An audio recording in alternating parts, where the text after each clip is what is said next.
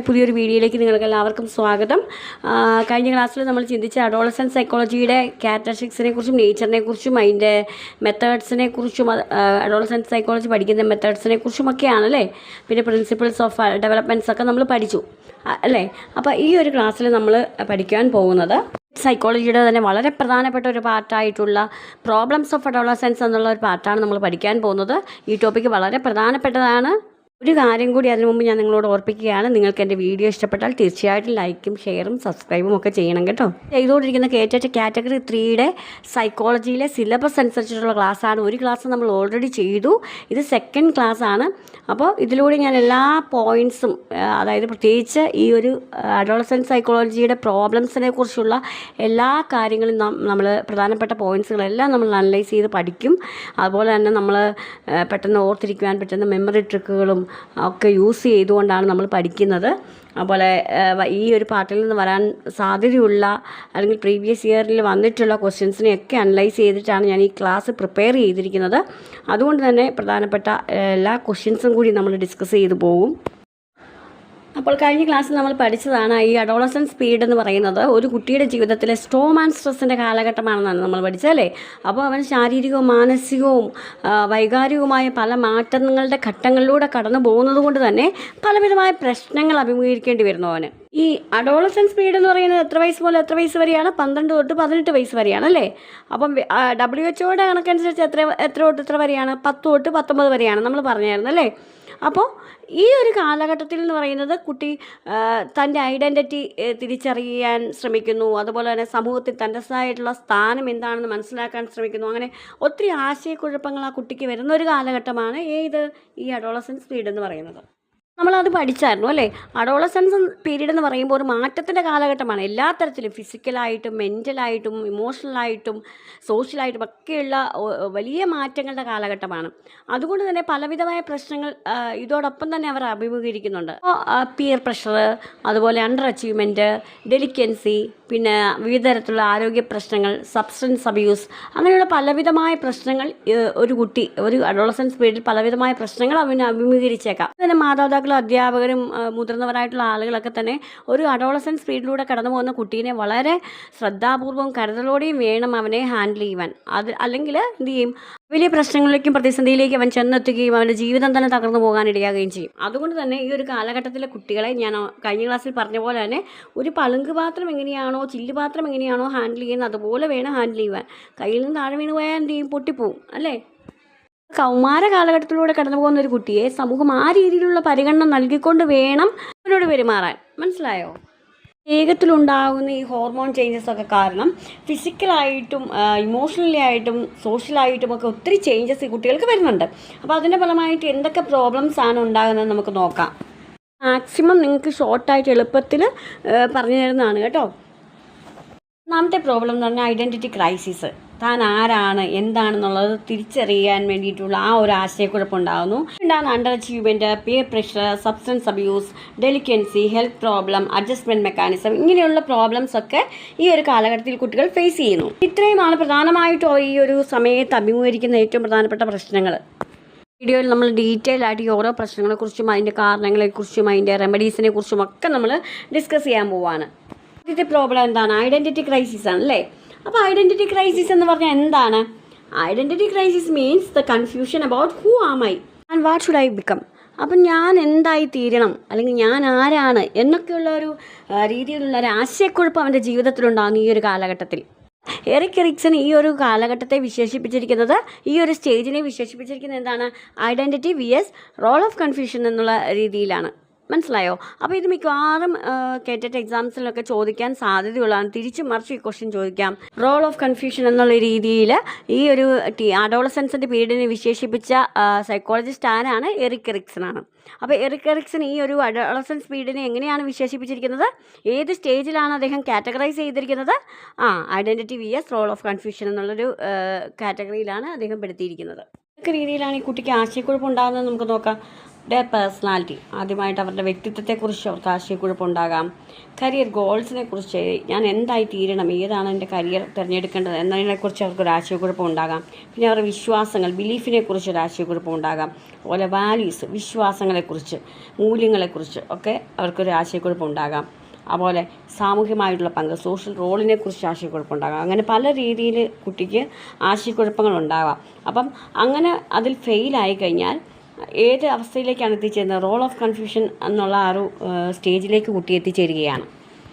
ഒരു ഉദാഹരണമായിട്ട് പറഞ്ഞു കഴിഞ്ഞാൽ, ഇപ്പോൾ കൺസർവേറ്റീവ് ആയിട്ടുള്ളൊരു ഫാമിലി ജനിച്ച് വളർന്നൊരു കുട്ടിയെ സംബന്ധിച്ചിടത്തോളം അവൻ്റെ പാരൻസ് അവനെ പഠിപ്പിക്കുന്നത് കൂടുതൽ കൺസർവേറ്റീവ് ആയിട്ടുള്ള രീതിയിൽ ജീവിക്കാനായിരിക്കും. അവരുടെ ജാതി അല്ലെങ്കിൽ മതം, അതിൻ്റെ വരമ്പുകൾക്കുള്ളിൽ ജീവിക്കാനായിരിക്കും. എന്നാൽ കുട്ടി വെളിയിലേക്ക് പോകുമ്പോൾ സമൂഹത്തിൽ നിന്ന് അവൻ ഒത്തിരി പാഠങ്ങൾ പഠിക്കുന്നു. ഈ മതത്തിൻ്റെ പേരിലുള്ള ഇത്തരത്തിലുള്ള ചിന്താഗതികൾ തെറ്റാണെന്ന് അവൻ മനസ്സിലാക്കുന്നു. അപ്പോൾ എന്ത് ചെയ്യുകയാണ്, അവന് ഒരു കൺഫ്യൂഷൻ ഉണ്ടാവുകയാണ്.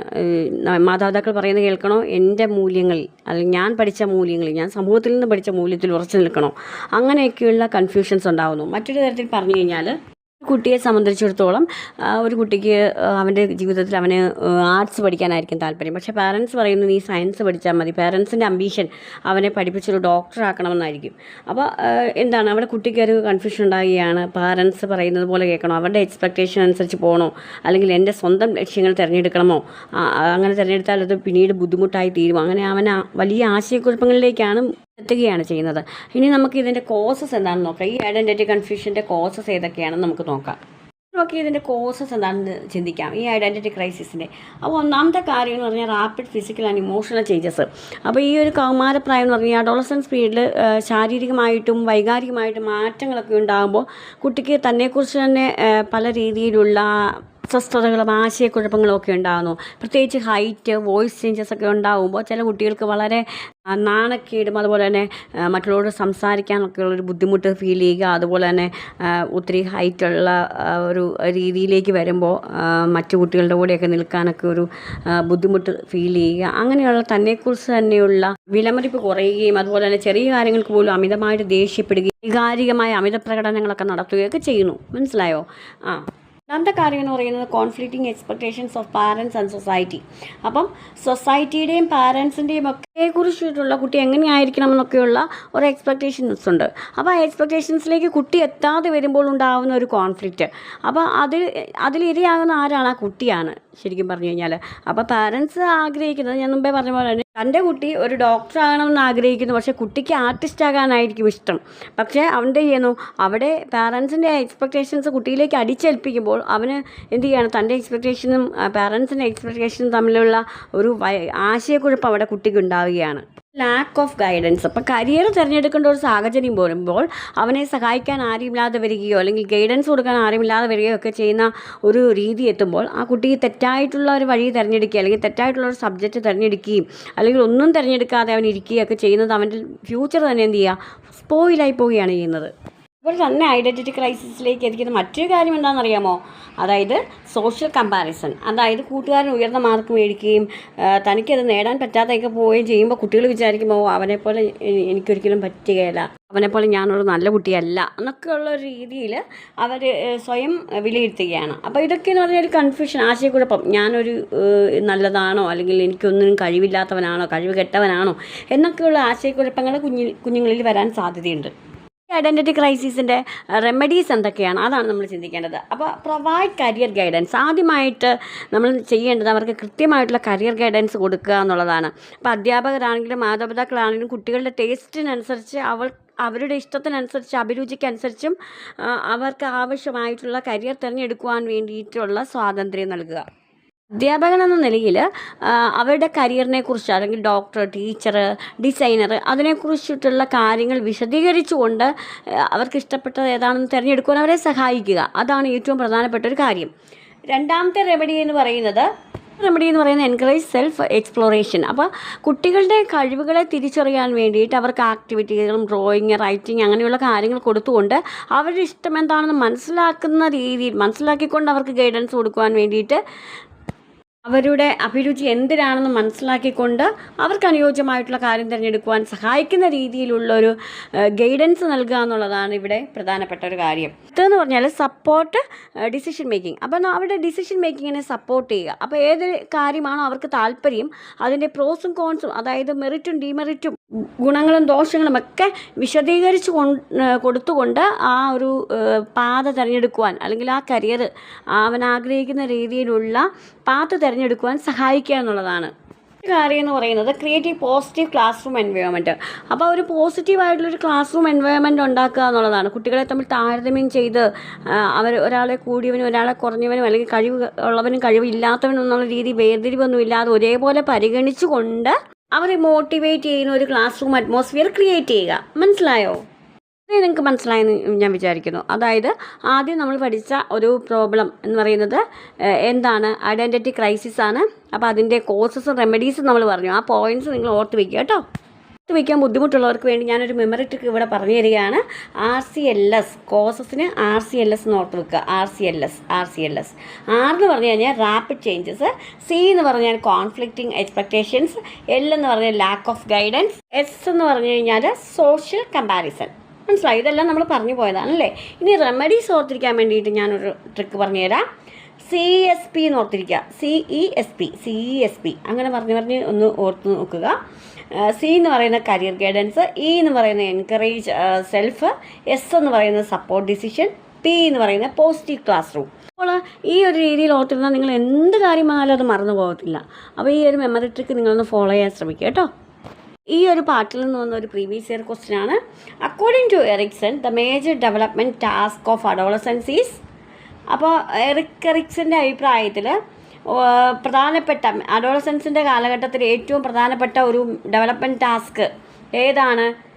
A എന്ന് പറയുന്നത് trust VS mistrust, B identity VS role of confusion, C എന്ന് പറയുന്ന industry VS inferiority, D autonomy VS shame. അപ്പോൾ ഇതിലേതാണ് correct answer? Yes, identity VS role of confusion. നമ്മളൊന്ന് പറഞ്ഞു പോയതാണ് അല്ലേ. നമ്മൾ പോകുന്ന രണ്ടാമത്തെ പ്രോബ്ലമാണ് ഡെവലപ്മെൻറ്റ് പ്രോബ്ലം ഓഫ് അഡോളസൻസ് ആണ്. എന്താണ്? Under achievement. അപ്പോൾ ഈ ഒരു കാലഘട്ടത്തിൽ അഡോളസൻസ് കുട്ടികൾ ഏറ്റവും കൂടുതൽ അഭിമുഖീകരിക്കുന്ന ഒരു പ്രശ്നമാണ് അണ്ടർ അച്ചീവ്മെൻറ്റ് എന്ന് പറയുന്നത്. ഈ അണ്ടർ അച്ചീവ്മെൻറ്റ് എന്ന് പറയുന്നത് എന്താണെന്ന് ചോദിച്ചാൽ കഴിവുണ്ട്, എബിലിറ്റി ഉണ്ട് അവർക്ക്. തൻ്റെ എബിലിറ്റിക്ക് അനുസരിച്ച് തൻ്റെ കഴിവിനനുസരിച്ചിട്ടുള്ള പെർഫോമൻസ് അവിടെ കാഴ്ചവെക്കാൻ പറ്റാതെ പോകുന്നൊരവസ്ഥയാണ് ഈ അണ്ടർ അച്ചീവ്മെൻറ്റ് എന്ന് പറയുന്നത്. മനസ്സിലായോ? Under achievement means A students performance below his actual ability. അപ്പോൾ ആ കുട്ടിയുടെ അല്ലെങ്കിൽ അവൻ്റെയോ അവളുടെയോ ശരിക്കുമുള്ള കഴിവിനേക്കാൾ വളരെ കുറഞ്ഞ രീതിയിലുള്ള പ്രകടനമാണ് അവർ കാഴ്ചവെക്കുന്നതെങ്കിൽ അത് ആ ഒരു കുട്ടി എന്താണ്? അണ്ടർ അച്ചീവ്മെൻറ്റ് എന്നുള്ള കാറ്റഗറിയിലുള്ളതാണ്. നമ്മൾ കണ്ടിട്ടില്ലേ, ചില സ്റ്റുഡൻസ് എന്ന് പറഞ്ഞാൽ വളരെ ഇൻ്റലിജൻ്റ് ആയിരിക്കും, പക്ഷേ അക്കാഡമിക് പെർഫോമൻസ് എന്ന് പറയുന്നവർ വളരെ വീക്കായിരിക്കും. ഒരു ഉദാഹരണം പറഞ്ഞു കഴിഞ്ഞാൽ വളരെ IQ ലെവൽ കൂടുതലുള്ളൊരു കുട്ടി, പക്ഷേ അവൻ്റെ മാർക്ക് എത്രയായിരിക്കും? അക്കാഡമിക് മാർക്ക് എന്ന് പറയുന്നത് ഭയങ്കര ലോ ആയിരിക്കും ചിലപ്പോൾ. കാരണം എന്താണ്? അവൻ്റെ മോട്ടിവേഷനിലുണ്ടാകുന്ന ആ ഒരു കുറവുകൊണ്ട്, മോട്ടിവേഷൻ പ്രോപ്പറായിട്ടുള്ള രീതിയിൽ നൽകാതിരിക്കുകയോ മോട്ടിവേഷൻ്റെ അഭാവമോ ഒക്കെ എന്തിന് കാരണമാകും? ഇത്തരത്തിലുള്ള ലോവർ അച്ചീവ്മെൻറ്റ് അക്കാഡമിക്കിലും ഒക്കെ ലോവർ അച്ചീവ്മെൻറ്റ് ഉണ്ടാകാൻ കാരണമാകും. മനസ്സിലായോ? അണ്ടർ അച്ചീവ് ആയിട്ടുള്ള ഒരു വിദ്യാർത്ഥി പിന്നീട് ലോകപ്രശസ്തനായ ശാസ്ത്രജ്ഞനായിട്ട് തീർന്ന കഥ നിങ്ങൾ കേട്ടിട്ടുണ്ടോ? ആരാണത്? മറ്റാരുമല്ല, നമ്മുടെ ആൽബർട്ട് ഐൻസ്റ്റീൻ ആണ് അല്ലേ. അദ്ദേഹത്തെ സ്കൂളിൽ പഠിച്ചുകൊണ്ടിരുന്ന സമയത്ത് അദ്ദേഹം നല്ല വിദ്യാർത്ഥി അല്ലായിരുന്നു. അദ്ദേഹം ഗുഡ് സ്റ്റുഡൻ്റ് എന്ന് ഉള്ള ഒരു രീതിയിലുള്ള ഒരു കുട്ടിയല്ലായിരുന്നു. അദ്ദേഹത്തിൻ്റെ പഠനത്തെ അധ്യാപകർ കുറ്റപ്പെടുത്തുകയും അവനെ സ്കൂൾ മാറ്റാൻ നിർബന്ധിക്കുകയും ഒക്കെ ചെയ്ത ഒരു കഥ നമ്മൾ കേട്ടിട്ടുണ്ടല്ലേ. എന്നാൽ പിന്നീട് എന്ത് സംഭവിച്ചു? അദ്ദേഹം ലോകപ്രശസ്തനായ ഒരു ശാസ്ത്രജ്ഞനായി തീർന്നു. അപ്പോൾ ഒരു അണ്ടർ അച്ചീവ്മെൻറ്റ് നേടുന്നൊരു കുട്ടീനെ, അല്ലെങ്കിൽ ക്ലാസ്സിൽ നല്ല പെർഫോമൻസ് കാഴ്ചവെക്കാത്തൊരു കുട്ടീനെ നമ്മൾ കളിയാക്കേണ്ട ആവശ്യമില്ല. മറിച്ച് പിന്നീടൊരവസരത്തിൽ ഒരുപക്ഷെ അവനായിരിക്കും ലോകം മാറ്റിമറിക്കുന്ന കണ്ടുപിടുത്തങ്ങൾ ചെയ്യാൻ പോകുന്നത്. ഇതിൻ്റെ കോസസ് എന്താണ്? അതായത് ഈ അണ്ടർ അച്ചീവ്മെൻറ്റ് ഉണ്ടാകാൻ കാരണം എന്താണെന്നുള്ളതാണ് നമ്മൾ നോക്കാൻ പോകുന്നത്. ഒന്നാമത്തെ കാരണം lack of interest in studies. പഠനത്തിൽ ഒട്ടും താല്പര്യമില്ലായ്മയാണ് ഇതിൻ്റെ ഒരു പ്രധാനപ്പെട്ട കാരണം. അതായത് പഠിക്കാൻ കഴിവില്ലായില്ല, കഴിവുണ്ട്, പക്ഷേ എന്ത് ചെയ്യുകയാണ്? താല്പര്യമില്ല അവന്. അത് ഒരു കാരണമാണ്. രണ്ടാമത്തെ ഒരു കാര്യം എന്ന് പറഞ്ഞാൽ പൂവർ ടീച്ചിങ് മെത്തേഡാണ്. അതായത് വിരസമായിട്ടുള്ള ടീച്ചിങ് രീതികൾ. ഒരുപക്ഷെ പഠിക്കുന്ന കുട്ടികൾക്ക് പോലും ആ ഒരു സബ്ജക്റ്റ് പഠിക്കാൻ താല്പര്യം ഉണ്ടായെന്ന് വരില്ല, ആ ഒരു രീതി. അപ്പോൾ അത്തരത്തിലുള്ള മെത്തേഡുകളൊക്കെ എന്ത് ചെയ്യാം? ഇത്തരത്തിലുള്ള അണ്ടർ അച്ചീവ്മെൻറ്റിന് കാരണമായേക്കാം. അതുപോലെ തന്നെ ലോ മോട്ടിവേഷൻ, വീട്ടിൽ നിന്നാണെങ്കിലും സ്കൂളിൽ നിന്നാണെങ്കിലും ശരിയായിട്ടുള്ള രീതിയിൽ കുട്ടിയെ ചെയ്യാൻ കഴിയാതെ പോകുന്നത് എന്താണ്, അതൊരു അണ്ടർ അച്ചീവ്മെൻറ്റിലേക്ക് എത്തിക്കും. മനസ്സിലായോ?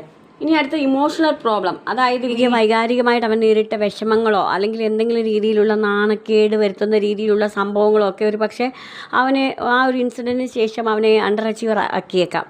അപ്പോൾ അങ്ങനെയുള്ള സാഹചര്യങ്ങളാൽ വരുന്ന കാര്യങ്ങളും ഇമോഷണലായിട്ടുള്ള വിറ്റുകൾ ഒക്കെ എന്ത് ചെയ്യാം, അവനെ പരാജയത്തിലേക്ക് എത്തിച്ചേക്കാം. അതായത് എനിക്ക് കഴിവില്ല, ഞാൻ എല്ലാവരിലും ബാക്കാണ്, എന്നെ ഒന്നിനും കൊള്ളത്തില്ല എന്നുള്ള ഒരു വൈകാരിക സംഘർഷങ്ങളൊക്കെ വരുന്നത് എന്ത് ചെയ്യാം, ഒരു അണ്ടർ അച്ചീവ്മെൻറ്റിലേക്ക് എത്തിച്ചേക്കാം. അതുപോലെ തന്നെ ഫാമിലി ഇഷ്യൂസ്, അതായത് കുട്ടിയെ അണ്ടർ അച്ചീവ്മെൻറ്റിലേക്ക് എത്തിക്കുന്ന ഒരു കാര്യമാണ് ആ കുട്ടിയുടെ കുടുംബ പ്രശ്നം എന്ന് പറയുന്നത്. മനസ്സിലായോ? അപ്പോൾ അച്ഛൻ മദ്യപാനിയാണ്, വീട്ടിൽ വന്ന് വലിയ വഴക്കും പ്രശ്നങ്ങളൊക്കെ ഉണ്ടാക്കുകയാണെങ്കിൽ ഓട്ടോമാറ്റിക്കലി അവൻ എന്ത് ചെയ്യും, ആ പഠനത്തോട് തന്നെ അവന് വെറുപ്പ് തോന്നുകയും മടുപ്പ് തോന്നുകയൊക്കെ ചെയ്യാൻ സാധ്യതയുണ്ട്. വീട്ടിലുണ്ടാകുന്ന പ്രശ്നങ്ങൾ, അമ്മയും അച്ഛനുമായിട്ടുള്ള വഴക്കുകൾ, സഹോദരങ്ങൾ തമ്മിലുള്ള പ്രശ്നങ്ങൾ, അങ്ങനെയുള്ള ചെറിയ കാര്യങ്ങൾ പോലും ഒരുപക്ഷെ ആ കുട്ടീനെ മാനസികമായിട്ടുള്ള വല്ലാത്തൊരു രീതിയിലേക്ക് എത്തിക്കുകയും അവനെ ഒരു അണ്ടർ അച്ചീവറാക്കി തീർക്കുകയും ചെയ്തേക്കാം. ഒരു അണ്ടർ അച്ചീവറായിട്ടുള്ള ഒരു സ്റ്റുഡൻറ്റിനോട് ടീച്ചറിൻ്റെ രീതിയിൽ എങ്ങനെയാണ് ആ സമീപനത്തിലുണ്ടാകേണ്ട മാറ്റം, എന്തൊക്കെ രീതിയിലുള്ള ാണ് ഒരു ടീച്ചറിൻ്റെ ഭാഗത്തു നിന്ന് ഉണ്ടാകേണ്ടതെന്ന് നമുക്ക് നോക്കാം. യൂസ് ആക്ടിവിറ്റി ബേസ്ഡ് ടീച്ചിങ്, അതായത് ആക്ടിവിറ്റിയെ ബേസ് ചെയ്തിട്ടുള്ള ടീച്ചിങ് ഒക്കെ ചെയ്യുകയാണെങ്കിൽ കുട്ടിക്ക് ക്ലാസ്സിനോടൊരു വിരസത ഉണ്ടാകുന്നത് കുറയ്ക്കുവാനും അവൻ ക്ലാസ്സിൽ കൂടുതൽ ഇൻവോൾവ് ആകുന്നതിനുമൊക്കെ ഇടയാക്കും. അപ്പോൾ ആക്ടിവിറ്റി ബേസ്ഡ് ആയിട്ടുള്ള അല്ലെങ്കിൽ സ്റ്റുഡൻറ്റ് ബേസ്ഡ് ആയിട്ടുള്ള മെത്തേഡ് ഫോളോ ചെയ്യുന്നത് അപ്പോൾ അണ്ടർ അച്ചീവർ ആയിട്ടുള്ള കുട്ടിയെ പോലും അവൻ്റെ കഴിവുകൾ പുറത്തു കൊണ്ടുവരാനുമൊക്കെ സഹായിക്കും. Give individual attention. അപ്പോൾ ഇവിടെ നമ്മൾ ചെയ്യേണ്ടത് ഒരു അണ്ടർ അച്ചീവർ ആയിട്ടുള്ള കുട്ടിയോട് നീ ഒന്നിനും കൊള്ളത്തില്ല, നീ കല്ലിലും കഴിവില്ല അങ്ങനെ പറയുന്നത് ഒന്നുകൂടി എന്ത് ചെയ്യാം, കുട്ടീനെ മാനസികമായിട്ട് തളർത്തുകയും അവൻ ജീവിതത്തിൽ എന്നേക്കുമായിട്ട് ഒരു പരാജയമായി മാറുകയും ചെയ്യും. മറിച്ച് എന്താണ് ചെയ്യേണ്ടത്, ആ കുട്ടിക്ക് അണ്ടർ അച്ചീവർ ആണെന്ന് നമ്മൾ ഐഡൻറ്റിഫൈ ചെയ്ത് കഴിഞ്ഞു കഴിഞ്ഞാൽ ആ കുട്ടിക്ക് കൂടുതൽ ഇൻഡിവിജ്വൽ അറ്റൻഷൻ നൽകുക. അങ്ങനെയുള്ള കുട്ടികൾ കൂടുതലും അങ്ങനെ ഇൻഡിവിജ്വലായിട്ടുള്ള അറ്റൻഷൻ ആഗ്രഹിക്കുന്ന കുട്ടികളായിരിക്കും. ഒരുപക്ഷെ വീട്ടിൽ നിന്നൊക്കെ ഒരു പരിഗണന കിട്ടാത്ത കുട്ടികൾ ടീച്ചറിൻ്റെ പരിഗണന കിട്ടണമെന്ന് ആഗ്രഹിക്കുന്ന കുട്ടികളായിരിക്കും. പക്ഷേ അവർ ഒതുങ്ങിക്കൂടി അവരുടെ കഴിവുകളെ മൂടി വെച്ചിരിക്കുന്നതാണ്.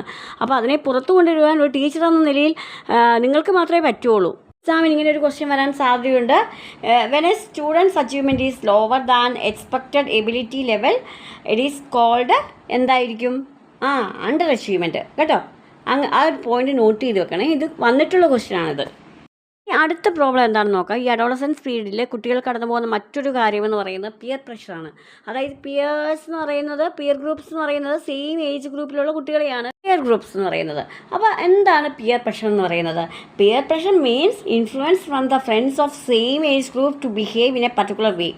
അപ്പോൾ ഒരു പ്രത്യേക രീതിയിൽ പെരുമാറുവാൻ വേണ്ടിയിട്ടുള്ള സെയിം ഏജ് ഗ്രൂപ്പിലുള്ള കുട്ടികളുടെ ആ ഒരു പ്രഷറിനെയാണ് അല്ലെങ്കിൽ ആ ഒരു സ്വാധീനത്തെയാണ് എന്തെന്ന് പറയുന്നത്, പിയർ പ്രഷർ എന്ന് പറയുന്നത്. In this period adolescence strongly desire peer acceptance. അപ്പോൾ ഇവിടെ ഈ ഒരു കാലഘട്ടത്തിൽ കുട്ടികൾ കൂടുതൽ സമയം തൻ്റെ മാതാപിതാക്കളോടൊപ്പം അത്രയും നാളും ചെലവഴിച്ച കുട്ടികൾ കൂടുതൽ സമയം ചെലവഴിക്കാൻ ആഗ്രഹിക്കുന്ന അവൻ്റെ ഫ്രണ്ട്സിനൊപ്പമായിരിക്കും. അപ്പോൾ എന്ത് ചെയ്യണം, ഫ്രണ്ട്സിൻ്റെ ഇടയിൽ തനിക്കൊരു അക്സെപ്റ്റൻസ് ഉണ്ടാക്കാൻ വേണ്ടിയിട്ട് അവൻ എന്തും ചെയ്യുന്ന ഒരു രീതിയിലേക്ക് എത്തിച്ചേരുകയാണ്. അപ്പോൾ എപ്പോഴും അവരെന്ത് ചെയ്യണം, ഫ്രണ്ട്സിൻ്റെ അക്സെപ്റ്റൻസ് ആണ് അവിടെ ഏറ്റവും കൂടുതൽ ആഗ്രഹിക്കുന്നത്.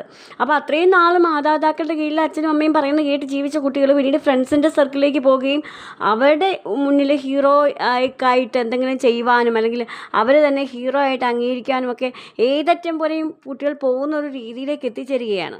നിങ്ങൾ സോഷ്യൽ മീഡിയയിലൊക്കെ കാണുന്നുണ്ടല്ലോ, കുട്ടികളിങ്ങനെ കൂട്ടം കൂടി മറ്റുള്ളവരെ അടിക്കുക, അതിലൊരു നേതാവ് വന്ന് എന്ത് ചെയ്യണം, മറ്റു കുട്ടികളെയൊക്കെ അടിച്ചിടുക, അവിടെ മുന്നിൽ ആളാകുക, അങ്ങനെയൊക്കെയുള്ള കാര്യങ്ങൾ നമ്മളിപ്പോൾ ഒത്തിരി സോഷ്യൽ മീഡിയയിൽ കാണുന്നുണ്ടല്ലേ.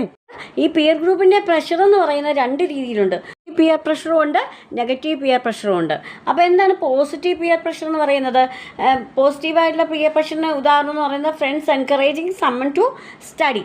അപ്പോൾ കൂട്ടുകാർ പറയാനെടാ, നീ പഠിക്കാൻ ഇച്ചിരി പുറകാണെങ്കിൽ സാരമില്ല, ഞങ്ങൾ നിന്നെ സഹായിക്കാം, നീ നന്നായിട്ട് പഠിക്കുക, നിന്നെ ഏത് രീതിയിൽ ഞങ്ങൾ ഹെൽപ്പ് ചെയ്യാം എന്നൊക്കെ പറഞ്ഞിട്ട് ചില കുട്ടികൾ ഇങ്ങനെ ഹെൽപ്പ് ചെയ്യുന്ന കണ്ടിട്ടില്ലേ. അപ്പോൾ അതൊരു പോസിറ്റീവായിട്ടുള്ള പിയർ പ്രഷറാണ്. എന്നാൽ നെഗറ്റീവ് പിയർ പ്രഷർ എന്ന് പറഞ്ഞാൽ എന്താണ്?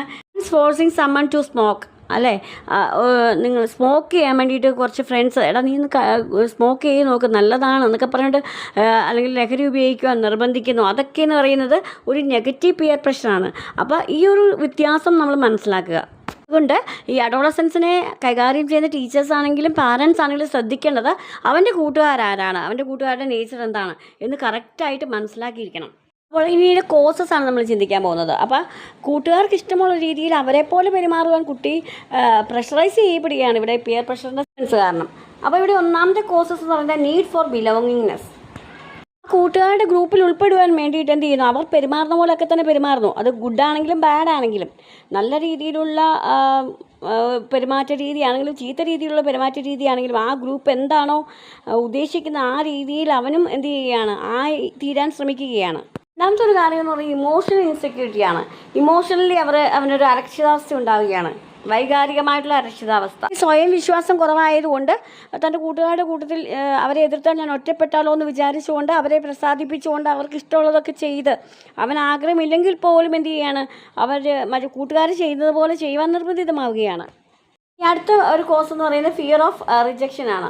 അതായത് ഇത് ഞാൻ ചെയ്തില്ലെങ്കിൽ എൻ്റെ കൂട്ടുകാർ എന്നെ റിജക്റ്റ് ചെയ്യും എന്നുള്ള രീതിയിൽ വിചാരിച്ചുകൊണ്ട് എന്ത് ചെയ്യുകയാണ്, തെറ്റാണെങ്കിൽ പോലും കൂട്ടുകാരുടെ ഇഷ്ടത്തിനനുസരിച്ച് നിന്നു കൊടുക്കുക, അത് അവർ പറയുന്ന പോലെ അനുസരിക്കുക. ഒരു കാര്യങ്ങളൊക്കെ എന്ത് ചെയ്യുകയാണ്, ഇതിൻ്റെ കാരണങ്ങളാണ്. നമുക്കിതിൻ്റെ റെമഡീസ് എന്താണെന്ന് നോക്കാം. ഒരു ടീച്ചറിന് എന്ത് ചെയ്യാൻ പറ്റും, ഒരു ടീച്ചർ എന്ന നിലയിൽ നിങ്ങൾക്ക് എങ്ങനെയാണ് ആ കുട്ടിയെ മോട്ടിവേറ്റ് ചെയ്യാൻ പറ്റുന്നത്? ഒന്നാമത്തെ ഒരു റെമഡി എന്ന് പറയുന്നത് ഡെവലപ്പ് സെൽഫ് കോൺഫിഡൻസ്. ആ ഒരു കുട്ടിയുടെ സെൽഫ് കോൺഫിഡൻസ്, ആത്മവിശ്വാസം വർദ്ധിപ്പിക്കുക എന്നുള്ളതാണ്. കാരണം അവൻ്റെ നല്ല കഴിവുകളെ പ്രശംസിച്ചുകൊണ്ട് അവനെ കൂടുതൽ ആത്മവിശ്വാസമുള്ളവനാക്കി തീർക്കുവാൻ ഒരു ടീച്ചറിന് കഴിയും. ടീച്ച് ഡിസിഷൻ മേക്കിങ്, നല്ല തീരുമാനങ്ങൾ എടുക്കുവാൻ കുട്ടിയെ പറഞ്ഞ് പ്രോത്സാഹിപ്പിക്കുക. അതായത് ശരിയും തെറ്റും മനസ്സിലാക്കിക്കൊണ്ട് ശരി ഏത് തെറ്റ് ഏതെന്ന് കുഞ്ഞിനെ തിരഞ്ഞെടുക്കുവാൻ നമ്മൾ പഠിപ്പിക്കുക. അപ്പോൾ അത്തരത്തിലുള്ളൊരു ഗൈഡൻസ് കിട്ടുമ്പോൾ അവർക്ക് അവരുൾപ്പെട്ടിരിക്കുന്ന ഗ്രൂപ്പിൻ്റെ ഗുണങ്ങളും ദോഷങ്ങളും ഒക്കെ അവർക്ക് സ്വയം വിലയിരുത്താൻ കഴിയും. ഇനി അടുത്ത കാര്യം എന്ന് പറയുന്നത് എൻകറേജ് പോസിറ്റീവ് പിയർ പ്രഷേഴ്സ്. അപ്പോൾ പഠനത്തിൽ ഉദാഹരണമായിട്ട് പറഞ്ഞാൽ പഠനത്തിൽ പുറകോട്ട് നിൽക്കുന്നൊരു കുട്ടിയെ എന്ത് ചെയ്യണം, പഠനത്തിൽ ഒരു നല്ല നിലവാരമുള്ള കുട്ടികളുമായിട്ട് മിങ്കിൾ ചെയ്ത് ഇരുത്തിക്കൊണ്ട് അവരിൽ നിന്ന് കുറച്ച് നല്ല കാര്യങ്ങൾ അവന് കിട്ടുന്ന രീതിയിലുള്ള എൻകറേജ്മെൻറ്റ് കൊടുക്കുക.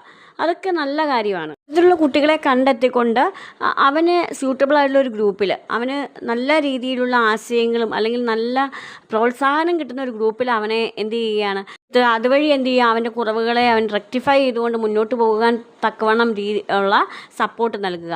അപ്പോൾ ആ ഒരു രീതിയിൽ ടീച്ചർ എന്ന നിലയിൽ നമുക്ക് ചെയ്യാൻ പറ്റും. ടോപ്പിക്കുമായിട്ട് ബന്ധപ്പെട്ട് വന്ന ഒരു പ്രീവിയസ് ഇയർ ക്വസ്റ്റ്യൻ ആണ്, a student start smoking because his friend smoke. അവൻ്റെ ഫ്രണ്ട് സ്മോക്ക് ചെയ്യുന്നത് കണ്ടിട്ട് ഒരു സ്റ്റുഡൻറ്റ് സ്മോക്കിംഗ് ആരംഭിക്കുകയാണ്. This is an example of, ഇത് എന്തിൻ്റെ എക്സാമ്പിളാണ്? Example of peer pressure. Peer പ്രഷറിൻ്റെ ഒരു എക്സാമ്പിളാണ് ഈ ഒരു കാര്യമെന്ന് പറയുന്നത്. അതാണ് ഞാൻ പറഞ്ഞത്, ഈ പോയിൻറ്റ്സുകളൊക്കെ നന്നായിട്ട് ബൈ ഹാർട്ട് ചെയ്താൽ മാത്രമേ ഇതുപോലെയുള്ള സ്റ്റേറ്റ്മെൻറ്റ് ക്വസ്റ്റ്യൻസ് വരുമ്പോൾ നിങ്ങൾക്ക് പെട്ടെന്ന് ആൻസർ ചെയ്യാൻ പറ്റുള്ളൂ. അടുത്ത ഒരു പ്രോബ്ലമാണ്, അഡോളസൻസ് ഫേസ് ചെയ്യുന്ന മറ്റൊരു പ്രോബ്ലമാണ് സബ്സ്റ്റൻസ് അബ്യൂസ്, അതായത് ലഹരി പദാർത്ഥങ്ങളുടെ ഉപയോഗം. അത് ഏറ്റവും ഈ കാലഘട്ടത്തിൽ വ്യാപകമായിക്കൊണ്ടിരിക്കുന്നൊരു ടൈമാണ് അല്ലേ. ടീച്ചർ എന്ന നിലയിൽ ഒരു സാമൂഹ്യ ഉത്തരവാദിത്തം നമുക്കുണ്ട്. അപ്പോൾ അതുകൊണ്ട് തന്നെ നമ്മൾ ആ ഒരു കാര്യത്തെക്കുറിച്ച് വളരെയേറെ ബോധവാന്മാരായിരിക്കണം. ആദ്യം നമ്മൾ മനസ്സിലാക്കേണ്ടത് വാട്ട് ഈസ് സബ്സ്റ്റൻസ് അബ്യൂസ് എന്നാണ്. സബ്സ്റ്റൻസ് അബ്യൂസ് എന്ന് പറഞ്ഞാൽ എന്താണ്? Substance abuse means use of harmful substance like alcohol, drugs or tobacco. അപ്പം ആൽക്കഹോളോ ടുബാക്കോ തുടങ്ങിയിട്ടുള്ള ലഹരി പദാർത്ഥങ്ങളുടെ അതായത് ദോഷകരമായിട്ടുള്ള ഇത്തരത്തിലുള്ള സബ്സ്റ്റൻസിൻ്റെ ഉപയോഗമാണ് എന്തെന്ന് പറയുന്നത്, സബ്സ്റ്റൻസ് അബ്യൂസ് എന്ന് പറയുന്നത്.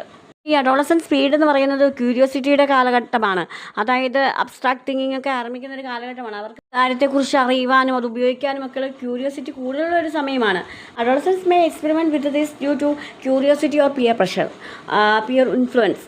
പിയർ ഗ്രൂപ്പിൻ്റെ സ്വാധീനം കൊണ്ടോ അല്ലെങ്കിൽ ക്യൂരിയോസിറ്റിക്ക് വേണ്ടിയിട്ടോ ഒക്കെ വേണമെങ്കിൽ ഈ ഒരു കാര്യം അഡോളസൻസ് ഈ സബ്സ്റ്റൻസ് അബ്യൂസ് സ്റ്റാർട്ട് ചെയ്തേക്കാം.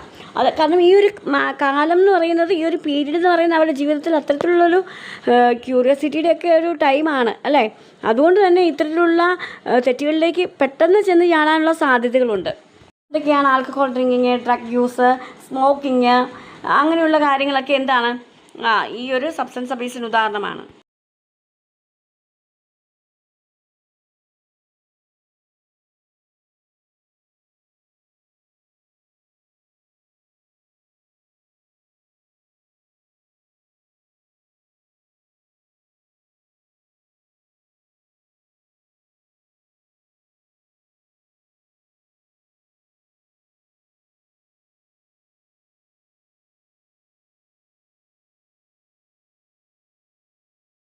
ഇതിൻ്റെ കോസസ് എന്തൊക്കെയാണെന്ന് നമുക്ക് നോക്കാം. ഒന്നാമത് പിയർ പ്രഷറാണ് അല്ലേ, നമ്മൾ ഓൾറെഡി പഠിച്ചതാണ്. സ്വന്തം കൂട്ടുകാരെ പ്രസാദിപ്പിക്കാൻ വേണ്ടിയിട്ട് ഏതറ്റം വരെ പോകുന്ന കുട്ടികളാണ് ഈ ഒരു കാലഘട്ടത്തിൽ അല്ലേ.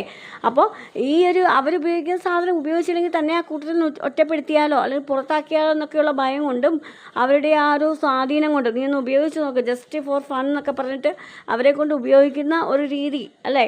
അപ്പോൾ ഒരു ഫണ്ണിന് വേണ്ടി അവർ ഉപയോഗിക്കുന്നതായിരിക്കും, പിന്നീട് എന്ത് ചെയ്യാണ്, കുട്ടികൾ അതിൻ്റെ അകത്ത് അഡിക്റ്റ് ആവുകയാണ്. അടുത്ത കാര്യം എന്ന് പറഞ്ഞാൽ നമ്മൾ പറഞ്ഞതാണ് ക്യൂരിയോസിറ്റിയാണ് അല്ലേ. ഈ ഒരു കാലഘട്ടം അതിൻ്റെ ക്യൂരിയോസിറ്റിയുടെ ഒരു കാലഘട്ടമാണ്. അബ്സ്ട്രാക്ട് തിങ്കിങ്ങിൻ്റെയും ക്വസ്റ്റ്യനിങ്ങിൻ്റെയും ഒക്കെ കാലഘട്ടമാണ്. അപ്പോൾ ഇത് ഉപയോഗിക്കരുതെന്ന് പറയുമ്പോൾ എന്തുകൊണ്ട് ഉപയോഗിച്ചുകൂടാ, ഞാൻ നോക്കട്ടെ, ചെയ്ത് നോക്കട്ടെ, അല്ലെങ്കിൽ അതെന്താണെന്ന് അറിയാനുള്ളൊരു ത്വര, ആഗ്രഹം കൊണ്ട് അങ്ങനെ ചെയ്ത് നോക്കും. അപ്പോൾ അതൊക്കെ എന്ത് ചെയ്യുകയാണ്, ആ കുട്ടിയെ പിന്നീട് അത് അഡിക്ഷനിലേക്ക് കൊണ്ടുപോവുകയാണ് ചെയ്യുന്നത്. പിന്നെ സ്ട്രെസ്സ്, എന്തെങ്കിലും രീതിയിൽ പഠനത്തിൻ്റെ കാര്യത്തിൽ വൈകാര്യം, നമ്മൾ ഓൾറെഡി പറഞ്ഞതാണ് അല്ലേ, ഇമോഷണലായിട്ടും ഫിസിക്കലായിട്ടും ഒക്കെ ഒത്തിരി സ്ട്രെസ് ആൻഡ് സ്ട്രോമിൻ്റെ കാലഘട്ടമാണ് ഈ ഒരു അഡോളസൻസ് പീരീഡ് എന്ന് പറയുന്നത്. അപ്പോൾ ഈ സ്ട്രെസ്സ് കൂടുമ്പോൾ എന്ത് ചെയ്യും, ഇത്തരത്തിലുള്ള ലഹരി പദാർത്ഥങ്ങളുടെ ഉപയോഗത്തിലേക്ക് കുട്ടികൾ ചെന്നെത്തുന്നത് സ്വാഭാവികമാണ്. ഒരു കാര്യം എന്ന് പറയുന്നത് ഫാമിലി പ്രോബ്ലംസാണ്. അതായത് കുട്ടികൾ ഫാമിലിയിൽ നിന്നുള്ള വലിയ പ്രശ്നങ്ങളും പ്രതിസന്ധികളും ഒക്കെ നേരിടുമ്പോൾ അവരൊരു ആശ്വാസത്തിന് വേണ്ടിയിട്ട് കൂടുതൽ ആശ്രയിക്കുന്ന ഇത്തരത്തിലുള്ള ലഹരി പദാർത്ഥങ്ങളെ ആയിരിക്കും. അതുകൊണ്ട് തന്നെ ഇത്തരത്തിലുള്ളൊരു കാലഘട്ടത്തിൽ പ്രത്യേകിച്ച് ഈ കുട്ടികൾ എന്ന് പറയുന്നത് ഇമോഷണലായിട്ടുള്ളതും അതായത് സോഷ്യലായിട്ടുമുള്ള ഒത്തിരി ചേഞ്ചസൊക്കെ സംഭവിക്കുകയും സംഘർഷങ്ങൾ, കോൺഫ്ലിക്റ്റുകളൊക്കെ ഉണ്ടാകുകയും ചെയ്യുന്ന കാലഘട്ടമാണ്. ഉള്ള കോൺഫ്ലിക്റ്റുകൾ ഉണ്ടാകുമ്പോൾ കുട്ടികൾ ചെന്ന് താൽക്കാലികമായിട്ടുള്ള ഒരു ആശ്വാസത്തിന് വേണ്ടി ആശ്രയിക്കുന്ന ഇത്തരത്തിലുള്ള സബ്സ്റ്റൻസിനെ ആയിരിക്കും. ഇത്രയും മനസ്സിലായെന്ന് ഞാൻ വിചാരിക്കുന്നു. ഇനി അടുത്ത് നമുക്ക് എഫക്റ്റിലേക്ക് പോകാം. എന്താണ് ഇതിൻ്റെ എഫക്റ്റ്? ഈ ഒരു കാര്യം ചെയ്യുന്നതുകൊണ്ട് ഇവരുടെ ജീവിതത്തിൽ ഉണ്ടാകുന്ന പ്രശ്നങ്ങൾ എന്തൊക്കെയാണെന്ന് കൂടി ചിന്തിക്കാം. ഒരു ടീച്ചർ എന്ന നിലയിൽ ഇതിൻ്റെ എഫക്റ്റിനെ കുറിച്ച് നിങ്ങൾ അറിഞ്ഞിരിക്കേണ്ടത് വളരെ അത്യാവശ്യമാണ്. ഇത്തരത്തിലുള്ള കുട്ടികളെ പെട്ടെന്ന് ഐഡൻറ്റിഫൈ ചെയ്യുവാനും അവർക്ക് വേണ്ടതായിട്ടുള്ള പരിഹാരം അപ്പോൾ തന്നെ സൊല്യൂഷൻ കണ്ടെത്തുവാനും ഒക്കെ നിങ്ങളെ സഹായിക്കുന്ന ഇത്തരത്തിലുള്ള ലക്ഷണങ്ങളാണ്. അപ്പോൾ ഒന്നാമത്തെ കാര്യം എന്ന് പറഞ്ഞാൽ പുവർ അക്കാഡമിക് പെർഫോമൻസ് ആണ്. അതായത് വളരെ എത്ര പഠിക്കാൻ കഴിവുള്ള കുട്ടിയാണെങ്കിലും ചിലപ്പോൾ പെട്ടെന്ന് എന്ത് ചെയ്യണം, അവൻ ഡൗൺ ആവുകയാണ്, പിന്നെ പഠിക്കാൻ താല്പര്യമില്ല, വളരെ കുറഞ്ഞ അക്കാഡമിക് പെർഫോമൻസും അല്ലെങ്കിൽ കുറഞ്ഞ മാർക്ക് നേടുക, അങ്ങനെയുള്ള കാര്യങ്ങളൊക്കെ വരുമ്പോൾ തന്നെ നമുക്ക് ചില കുട്ടികളെ നോട്ട് ചെയ്യാം. അതുപോലെ തന്നെ ഹെൽത്ത് പ്രോബ്ലംസ്, എപ്പോഴും അസുഖങ്ങൾ, തലവേദന, പിന്നെ ക്ഷീണം, പരവേശം, അങ്ങനെയുള്ള ശാരീരികമായ അസ്വസ്ഥതകളും അങ്ങനെയൊക്കെ പ്രകടിപ്പിക്കുന്നതും ഒരു എഫക്റ്റാണ് അതിൻ്റെ. ഇനി അടുത്തത് അഡിക്ഷൻസാണ്. അപ്പോൾ ഈ പദാർത്ഥങ്ങളുടെ ഉപയോഗം ഇവരെ മാനസിക നില തെറ്റിക്കുന്ന ഒരു അവസ്ഥയിലേക്ക് കൊണ്ടെത്തിച്ചേക്കാം. പെട്ടെന്ന് വൈകാരിക പ്രകടനങ്ങളൊക്കെ നടത്തുകയും അഡിക്ഷൻ്റെ പല ലക്ഷണങ്ങൾ അവർ കാണിക്കുകയൊക്കെ ചെയ്യും. ഒരു എഫക്റ്റ് എന്ന് പറയുന്നത് ബിഹേവിയറൽ പ്രോബ്ലമാണ്. പല രീതിയിലുള്ള ബിഹേവിയറൽ പ്രോബ്ലംസ് അവർ കാണിക്കുക, സ്വഭാവങ്ങളും വൈകാരിക പ്രക്ഷോഭങ്ങളും ഒക്കെ നടത്തുക, അതൊക്കെ എന്ത് ചെയ്യുകയാണ്, അതിൻ്റെ ഒരു എഫക്റ്റാണ്. പോകുന്ന അതിൻ്റെ റെമഡീസാണ്. അപ്പോൾ ഒരു ടീച്ചർ എന്ന നിലയിൽ നമ്മുടെ ഏറ്റവും പ്രധാനപ്പെട്ടൊരു റെസ്പോൺസിബിലിറ്റി തന്നെയാണ് അങ്ങനെയുള്ളൊരു കുട്ടീനെ ജീവിതത്തിലേക്ക് തിരിച്ചു കൊണ്ടുവരിക എന്നുള്ളത്, അവരെ കണ്ടെത്തി തിരിച്ചു കൊണ്ടുവരിക എന്നുള്ളത്. അപ്പോൾ അതിൻ്റെ റെമഡീസ് എന്ന് പറയുന്നത് അവയർനെസ് പ്രോഗ്രാംസ്, അതായത് ഈ ഒരു അഡിക്ഷൻസിൻ്റെ അല്ലെങ്കിൽ ഈ സബ്സ്റ്റൻസ് യൂസിൻ്റെ ഗുണങ്ങളും ദോഷങ്ങളും ഒക്കെ പറഞ്ഞുകൊണ്ട് അബ്യൂസ് കൊണ്ട് അവരുടെ ജീവിതത്തിൽ എന്തൊക്കെ ആഫ്റ്റർ എഫക്റ്റ് ഉണ്ടാകും, അപ്പോൾ എന്തൊക്കെ രീതിയിലുള്ള മാറ്റങ്ങൾ ജീവിതത്തിലും അവന് സമൂഹത്തിൽ നിന്നും ഉണ്ടാകും എന്നൊക്കെയുള്ള രീതിയിൽ അവനെ അതിനെക്കുറിച്ചൊക്കെ ബോധവാന്മാരാക്കുന്ന രീതിയിലുള്ള അവയർനെസ് പ്രോഗ്രാംസ് കണ്ടക്ട് ചെയ്യുക എന്നുള്ളതാണ് ഏറ്റവും പ്രധാനപ്പെട്ടൊരു കാര്യം. ഒരു കുട്ടികളെ അങ്ങനെ നിങ്ങൾ കണ്ടെത്തിയാൽ തന്നെ എന്ത് ചെയ്യാണ്, ഇമ്മീഡിയറ്റ് ആയിട്ടൊരു കൗൺസിലിംഗ് കൊടുക്കുക. വ്യക്തിപരമായിട്ട് വേണ്ട നിർദ്ദേശങ്ങളും കറക്റ്റായിട്ടുള്ള ഗൈഡൻസും കിട്ടുന്ന രീതിയിൽ അവനെ മോട്ടിവേറ്റ് ചെയ്തെടുക്കുക, തിരിച്ചു കൊണ്ടുവരിക എന്നുള്ളതാണ് നമ്മുടെ ഏറ്റവും പ്രധാനപ്പെട്ട ഒരു കാര്യം. ആയിട്ട് പറയുന്നത് പാരൻ്റൽ സൂപ്പർവിഷനാണ്. അപ്പോൾ എപ്പോഴും കുട്ടികളുടെ കാര്യത്തിൽ നമ്മൾ വളരെയേറെ ശ്രദ്ധ പുലർത്തണം. കാരണം ഈ എഫക്റ്റുകളെക്കുറിച്ച് പാരൻസും എന്ത് ചെയ്യണം, വളരെ ബോധവാന്മാരായിരിക്കണം. അപ്പോൾ ടീച്ചർ എന്ന നിലയിൽ പാരൻസിന് ഇതിനെക്കുറിച്ച് നിർദ്ദേശങ്ങൾ നൽകുകയും പാരൻസിൻ്റെ സ്ട്രോങ് ആയിട്ടുള്ളൊരു സൂപ്പർവിഷൻ സാധ്യമാക്കുന്ന രീതിയിലുള്ള നിർദ്ദേശങ്ങളൊക്കെ നൽകുകയും ഒക്കെ നമുക്ക് ചെയ്യാൻ പറ്റും. ഇതിൻ്റെ ജീവിതത്തിലെ പ്രശ്നങ്ങൾ നേരിടാനും ശരിയായിട്ടുള്ള രീതിയിലുള്ള തീരുമാനങ്ങൾ എടുക്കുവാനും ഒരു കുട്ടിയെ സഹായിക്കുന്ന പഠനരീതിയാണ് ലൈഫ് സ്കിൽ എഡ്യൂക്കേഷൻ എന്ന് പറയുന്നത്. വേൾഡ് ഹെൽത്ത് ഓർഗനൈസേഷൻ്റെ അഭിപ്രായത്തിൽ 3 തരത്തിലുള്ള സ്കിൽസാണ് ഇതിൽ കോൺസെൻട്രേറ്റ് ചെയ്യേണ്ടത്. തിങ്കിങ് സ്കില്ല്, ഇമോഷണൽ സ്കില്ല്, പിന്നെ സോഷ്യൽ സ്കില്ല് എന്നിവയാണ്. അപ്പോൾ ഇതിനെക്കുറിച്ച് കറക്റ്റായിട്ടുള്ള രീതിയിൽ കുട്ടിയെ ബോധവാന്മാരാക്കുകയും അപ്പോൾ കൃത്യമായിട്ടുള്ള തീരുമാനങ്ങളെടുത്ത് ജീവിതത്തിലെ പ്രശ്നങ്ങളെ തരണം ചെയ്ത് മുന്നോട്ട് പോകാനും കുട്ടിയെ പ്രേരിപ്പിക്കുന്ന രീതിയിലുള്ള ഇത്തരത്തിലുള്ള ലൈഫ് സ്കിൽ എഡ്യൂക്കേഷൻസ് കുട്ടികളിൽ പകർന്നു നൽകുക എന്നുള്ളതാണ് ഒരു ടീച്ചർ എന്ന നിലയിൽ നമ്മൾ ചെയ്യേണ്ട ഏറ്റവും പ്രധാനപ്പെട്ട മറ്റൊരു ഘടകം. അടുത്തൊരു പ്രോബ്ലമാണ് ഡെലിക്കൻസി എന്ന് പറയുന്നത്. എന്താണ് ഡെലിക്കൻസി എന്ന് പറയുന്നത്? Delinquency refers to anti social or criminal behaviour by adolescence. അതായത് ആൻറ്റി സോഷ്യലായിട്ടുള്ള അല്ലെങ്കിൽ ക്രിമിനൽ രീതിയിലുള്ള അഡോളസൻസിൻ്റെ ബിഹേവിയറിനെയാണ് എന്തെന്ന് പറയുന്നത് ഡെലിക്കൻസി എന്ന് പറയുന്നത്. എന്തൊക്കെയാണ്? തെഫ്റ്റ്, വയലൻസ്, വാൻഡലിസം എന്ന് പറയുന്നത് പൊതുസ്വത്തോ സ്വകാര്യ സ്വത്തോ മനഃപൂർവ്വമായിട്ട് നശിപ്പിക്കുന്നതിനെയാണ് എന്തെന്ന് പറയുന്നത് വാൻഡലിസം എന്ന് പറയുന്നത്. പിന്നെ സ്കൂൾ ട്രുവാൻസി, അതെന്താണെന്ന് ചോദിച്ചാൽ സ്കൂളിൽ നിന്നുള്ള ഒഴിഞ്ഞുമാറി നിൽക്കലാണ്. അതായത് പാരൻസിൻ്റെയോ ടീച്ചേഴ്സിൻ്റെയോ ഒന്നും അല്ലാതെ സ്കൂളിൽ ഹാജരാകാതിരിക്കുക, അങ്ങനെയുള്ള കാര്യങ്ങളാണ് ഇത് ഈ സ്കൂൾ ട്രുവാൻസി എന്ന് പറയുന്നത്. ഡെലിക്വൻസി എന്ന് പറയുന്നത് വളരെ ഗുരുതരമായിട്ടുള്ള ഒരു അഡോളസൻസ് പ്രോബ്ലമാണ്. അപ്പോൾ ഇത് കറക്റ്റായിട്ട് കണ്ട് നമ്മൾ ചികിത്സിച്ച് മാറ്റിയില്ല എങ്കിൽ എന്ത് ചെയ്യും?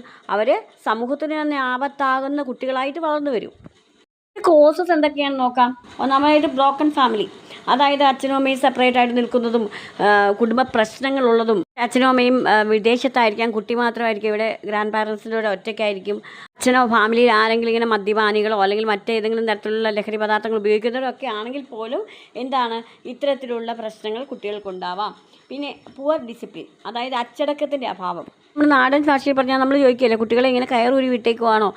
യാതൊരു വിധത്തിലുള്ള അച്ചടക്ക നടപടികളൊന്നും ഇല്ലാതെ കുട്ടികളെ തെറ്റ് ചെയ്താൽ തെറ്റാണെന്ന് ചൂണ്ടിക്കാണിക്കാതെയും അവൻ്റെ തെറ്റുകളെ പ്രോത്സാഹിപ്പിച്ചുകൊണ്ടും അല്ലെങ്കിൽ എന്താണ് അതിന് സപ്പോർട്ട് ചെയ്തുകൊണ്ടുമൊക്കെ നിൽക്കുന്ന വീട്ടുകാരാണെങ്കിലും ആ സമൂഹമാണെങ്കിൽ പോലും എന്ത് ചെയ്യുകയാണ്? പിന്നീട് ആ കുട്ടി സമൂഹത്തിന് തന്നെ ഭീഷണിയായി മാറുന്നൊരു രീതി സൃഷ്ടിച്ചെടുക്കുകയാണ് ചെയ്യുന്നത്. അടുത്ത ഒരു കോസസ് എന്ന് പറയുന്നത് ബാഡ് പിയർ ഗ്രൂപ്പ്സ് ആണ്. അതായത് നമ്മൾ മുമ്പേ ചിന്തിച്ചായിരുന്നല്ലോ, അതായത് സബ്സ്റ്റൻസ് അബ്യൂസ് ഒക്കെ ചെയ്യുന്ന പിയർ ഗ്രൂപ്പ്സിൻ്റെ ഇടയിലേക്ക് നല്ലൊരു കുട്ടി ചെന്ന് വെട്ടാൽ പോലും അവൻ പിന്നീട് എന്ത് ചെയ്യും? തൻ്റെ കൂട്ടുകാരെ പ്രസാദിപ്പിക്കാനും പ്രീണിപ്പിക്കാനും ഒക്കെ വേണ്ടിയിട്ട് അവർ ചെയ്യുന്നത് പോലെ ചെയ്യുകയും അവർ തന്നെ കൂട്ടത്തിൽ നിന്ന് ഒറ്റപ്പെടുത്താതിരിക്കുവാൻ വേണ്ടിയിട്ട് എന്താണ് കള്ളത്തരങ്ങൾക്കൊക്കെ കൂട്ടി നിൽക്കുകയൊക്കെ ചെയ്യുന്ന ഒരു രീതി നമുക്ക് കാണാൻ പറ്റും. അടുത്തൊരു കാരണം എന്ന് പറഞ്ഞാൽ ഫ്രസ്ട്രേഷനാണ്.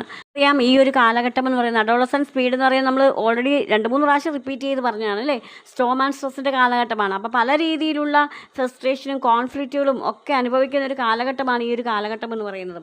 അപ്പോൾ ഇത്തരത്തിലുള്ള ഫ്രസ്ട്രേഷൻ ഒരുപക്ഷെ അതിൽ നിന്ന് താൽക്കാലിക റിലീഫിന് വേണ്ടി ചെന്നെത്തുന്നത് ഈ ഒരു രീതിയിലുള്ള ആക്രമണ സ്വഭാവങ്ങളിലേക്കും സാമൂഹ്യമായിട്ടുള്ള ഇതിലേക്കുമൊക്കെ ആയിരിക്കും ഇവർ കുട്ടികൾ ചെന്നെത്തുന്നത്. മനസ്സിലായോ? അപ്പോൾ അതുകൊണ്ട് തന്നെ നമ്മൾ ഏറ്റവും കൂടുതൽ ശ്രദ്ധാപൂർവം ഹാൻഡിൽ ചെയ്യേണ്ട ഒരു കാലഘട്ടമാണ് ഈ അഡോളസൻസ് സ്പീഡ് എന്ന് നമ്മൾ മനസ്സിലാക്കാൻ പറ്റും. ഇങ്ങനെ വന്നു കഴിഞ്ഞാൽ എന്താണ് ഇതിൻ്റെ റെമഡീസ്? ഒരു ടീച്ചർ എന്ന നിലയിൽ നമ്മൾ ഏറ്റവും കൂടുതൽ ശ്രദ്ധിച്ചിരിക്കേണ്ട ഒരു കാര്യമാണിത്. റെമഡി എന്ന് പറയുന്നത് ഗൈഡൻസ് ആൻഡ് കൗൺസിലിംഗ് ആണ്. അതായിട്ടുള്ള രീതിയിൽ കുട്ടികളെ കൗൺസിലിംഗ് ചെയ്യുകയും അതുപോലെ തന്നെ ഗൈഡൻസ് പ്രോഗ്രാമുകളൊക്കെ സ്കൂളിൽ കണ്ടക്ട് ചെയ്യുകയും ഒക്കെ ചെയ്യുന്നത് കുട്ടികളെ ശരി തെറ്റുകളെക്കുറിച്ച് കൂടുതൽ അവെയർ ആക്കുവാനും അവരെ കറക്റ്റ് ചെയ്ത് നേർവഴിയിൽ കൊണ്ടുവരുവാനും ഒക്കെ സഹായിക്കും. അപ്പോൾ ഇത് വളരെ പ്രധാനപ്പെട്ടതാണ് ഈ guidance and counselling in school എന്ന് പറയുന്നത്. അടുത്തതെന്ന് പറയുന്നത് മോറൽ എഡ്യൂക്കേഷനാണ്. കുട്ടികൾക്ക് മോറൽ എഡ്യൂക്കേഷൻ നൽകുക, ധാർമ്മികമായിട്ടുള്ള അവരുടെ ഡ്യൂട്ടീസ് ആൻഡ് റെസ്പോൺസിബിലിറ്റീസിനെ കുറിച്ച് അവരുടെ ഉത്തരവാദിത്തങ്ങളെക്കുറിച്ച് പറഞ്ഞ് മനസ്സിലാക്കുവാൻ സമൂഹത്തോടുള്ള പ്രതിബദ്ധതയും കുടുംബത്തോട് സ്കൂളിനോടും അങ്ങനെയുള്ള ചുറ്റുപാടുകളിലൊക്കെ എങ്ങനെ പെരുമാറണമെന്ന് ഏത് രീതിയിലാണ് നമ്മൾ മുന്നോട്ട് പോകണമെന്നൊക്കെയുള്ള മോട്ടിവേഷണൽ ക്ലാസ്സുകളും അതുപോലെ തന്നെ പ്രോഗ്രാമുകളും ഒക്കെ കണ്ടക്ട് ചെയ്യുക, ക്യാമ്പുകളും ഒക്കെ കണ്ടക്ട് ചെയ്യുക എന്നുള്ളതാണ് മറ്റൊരു കാര്യം. അതുപോലെ തന്നെ പോസിറ്റീവ് റോൾ മോഡൽസ്, അതായത് കുട്ടികൾക്ക് റോൾ മോഡലായിട്ട് ഇങ്ങനെ പോസിറ്റീവായിട്ടുള്ള കാര്യങ്ങൾ ചെയ്യുന്ന ആളുകളെ അവതരിപ്പിച്ചുകൊണ്ട് അവരെ കൂടുതൽ മോട്ടിവേറ്റ് ചെയ്യുക. മാതാപിതാക്കൾ, പിന്നെ അധ്യാപകർ, അതുപോലെ തന്നെ സമൂഹത്തിലെ പ്രഗത്ഭരായിട്ടുള്ള വ്യക്തികളെ ഇവയൊക്കെ റോൾ മോഡലായിട്ട് കുട്ടികളിൽ അവതരിപ്പിച്ചുകൊണ്ട് കുട്ടികളെ മോട്ടിവേറ്റ് ചെയ്യാം. അപ്പോൾ സിംപ്ലിസിറ്റിയും സത്യസന്ധതയും ഒക്കെയുള്ള ഗാന്ധിജിയെ നമുക്ക് ഒരു റോൾ മോഡലായിട്ട് അവർക്ക് മുന്നിൽ അവതരിപ്പിച്ചുകൊണ്ട് ഗാന്ധിജിയുടെ ഇൻസ്പിറേഷണലായിട്ടുള്ള സ്റ്റോറീസൊക്കെ പറഞ്ഞ് അവരെ മോട്ടിവേറ്റ് ചെയ്യാൻ നമുക്ക് പറ്റും.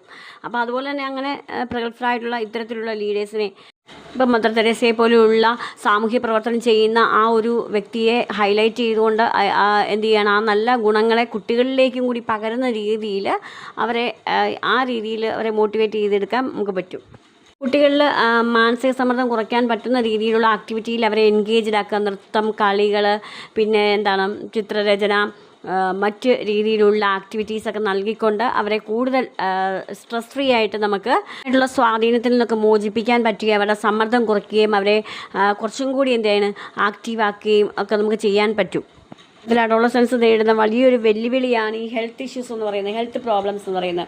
നമുക്കറിയാം ഫിസിക്കലായിട്ടും ഇമോഷണലായിട്ടും ഒക്കെ ഒത്തിരി ചേഞ്ചസ് വരുന്ന കാലഘട്ടമാണ് ഇവരുടെ, പ്രത്യേകിച്ച് ഹോർമോണൽ ചേഞ്ചസ് ഒക്കെ ഉണ്ടാകുന്നൊരു കാലഘട്ടമാണ്. അതുകൊണ്ട് തന്നെ adolescence face mainly physical and mental health problems. അവർ ഒത്തിരി മാനസികമായിട്ടുള്ളതും ശാരീരികമായിട്ടുള്ളതുമായ പല പ്രോബ്ലംസും ഈ ഒരു കാലഘട്ടത്തിൽ അവർ ഫേസ് ചെയ്യേണ്ടി വരുന്നു. അവർ നേരിടുന്ന പ്രധാനപ്പെട്ട ഹെൽത്ത് ഇഷ്യൂസ് ഏതൊക്കെയാണ് ഈ ഒരു കാലഘട്ടത്തിൽ? ഫിസിക്കൽ പ്രോബ്ലംസ്, പല രീതിയിലുള്ള ഫിസിക്കൽ പ്രോബ്ലംസ് അവർ നേരിടും അല്ലേ. ഇതൊക്കെയാണ് നമുക്കൊന്ന് നോക്കാം. ആഗ്നെ, അതായത് മുഖക്കുരു അല്ലേ. ചില സമയം ആ ഒരു ഹോർമോണൽ ചേഞ്ചസിൻ്റെയൊക്കെ ഫലമായിട്ട് പ്രത്യേകിച്ച് പെൺകുട്ടികളിലൊക്കെ മെൻസ്ട്രേഷനൊക്കെ ആരംഭിക്കുന്ന സമയത്ത് മുഖക്കുരു വളരെ കൂടുതലായിട്ട് വരും അല്ലേ. അപ്പോൾ ഇങ്ങനെയൊക്കെ ഒത്തിരി വരുമ്പോഴത്തേക്കും കുട്ടികൾക്ക് എന്ത് ചെയ്യും, അവർക്ക് എന്താണ് ഒരു ഇൻഫീരിയോറിറ്റി കോംപ്ലക്സ് ഒക്കെ ഉണ്ടാവും. അപ്പോൾ അത് അവരെ ശാരീരികമായിട്ട് വല്ലാതെ അഫക്റ്റ് ചെയ്യുകയും എന്ത് ചെയ്യുകയാണ്, ശാരീരികമായിട്ട് പലവിധമായിട്ടുള്ള പ്രശ്നങ്ങൾ ഉണ്ടാക്കാൻ ഇടയാക്കുകയും ചെയ്യും. വരുന്ന ഒരു കാര്യമാണ് ഹോർമോണൽ ചേഞ്ചസ്. പല രീതിയിലുള്ള ഹോർമോണൽ ചേഞ്ചസ് ഉണ്ടാവും. അപ്പോൾ അതിൻ്റെ ഫലമായിട്ട് ഓരോ രീതിയിലുള്ള മാറ്റങ്ങൾ ശരീരത്തിൽ ഉണ്ടാവുകയും അതൊക്കെ എന്ത് ചെയ്യണം, പല രീതിയിലുള്ള ശാരീരിക പ്രശ്നങ്ങളിലേക്ക് നയിക്കുകയും ചെയ്യും. ഒരു കാര്യം മെൻസ്ട്രൽ ഇഷ്യൂസാണ്. അതായത് ഈ ഒരു കാലഘട്ടത്തിലാണ് പെൺകുട്ടിയിൽ മെൻസ്ട്രേഷൻ ആരംഭിക്കുന്നത്. അതിനോടനുബന്ധിച്ച് പലവിധമായിട്ടുള്ള പ്രശ്നങ്ങൾ, വയറുവേദന, തലവേദന, അങ്ങനെയുള്ള പല ശാരീരികമായിട്ടുള്ള പ്രശ്നങ്ങൾ അവർക്ക് ഫേസ് ചെയ്യേണ്ടി വരുന്നു. വരുന്നൊരു കാര്യമാണ് പൂവർ ന്യൂട്രീഷൻസ്. അപ്പോൾ ഈ ഒരു കാലഘട്ടത്തിൽ വളർച്ച കൂടുതൽ റാപ്പിഡായിട്ടുള്ള ചേഞ്ചസ് വരുന്നതാണ്. ഫിസിക്കലായിട്ടും മെൻ്റലി ഒക്കെ ആണെങ്കിലും ഒത്തിരി ചേഞ്ചസ് വരുന്നൊരു കാലഘട്ടമാണെന്ന് നമ്മൾ ഓൾറെഡി പറഞ്ഞു. അപ്പോൾ ശരീരത്തിന് കൂടുതൽ പോഷകാഹാരം ആവശ്യമായിട്ടുള്ളൊരു ടൈമാണ്.